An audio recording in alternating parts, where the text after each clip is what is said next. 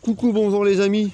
Alors comme promis, aujourd'hui un tuto sur ce qu'on appelle le décolmatage des radiers,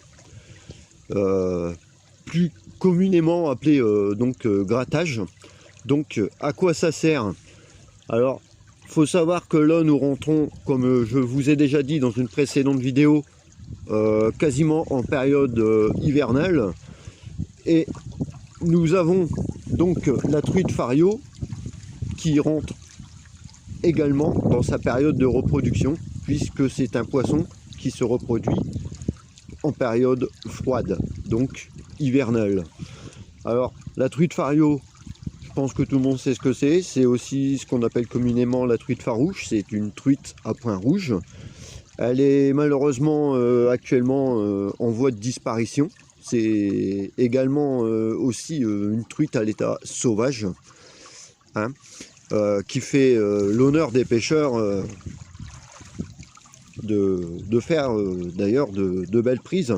Donc ici dans les Hauts-de-France, sa densité est très faible, hein, et c'est pour ça que nous élaborons ce qu'on appelle des décolmatages.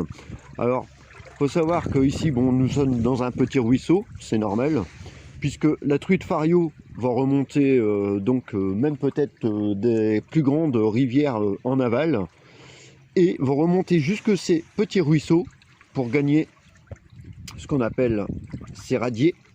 Alors ces radiers constitués de petits gravillons, petits cailloux qui ornent qui tapissent le fond là.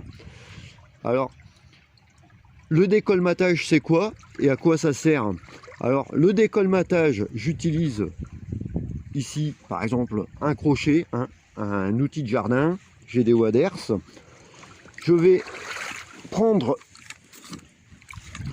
ce crochet, je vais racler le fond sur à peu près 10-15 cm pour dire d'aérer ces radiers, de décolmater, donc de retirer tous les sédiments qui sont accolés ou situés entre ces endroits caillouteux, et donc j'aère forcément le sous-sol.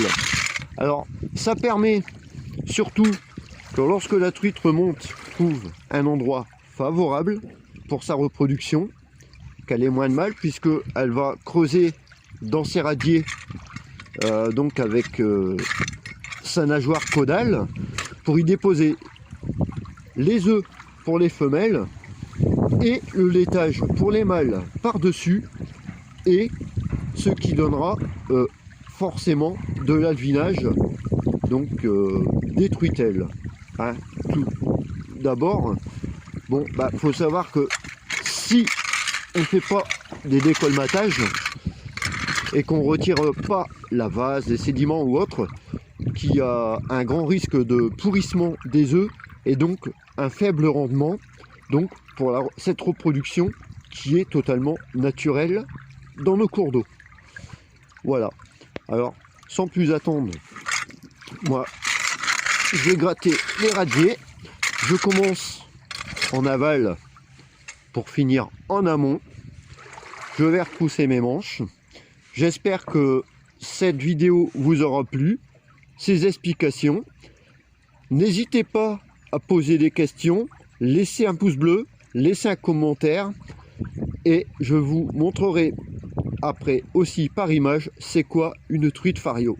Voilà. Allez, ciao, bonne journée à tous et à bientôt.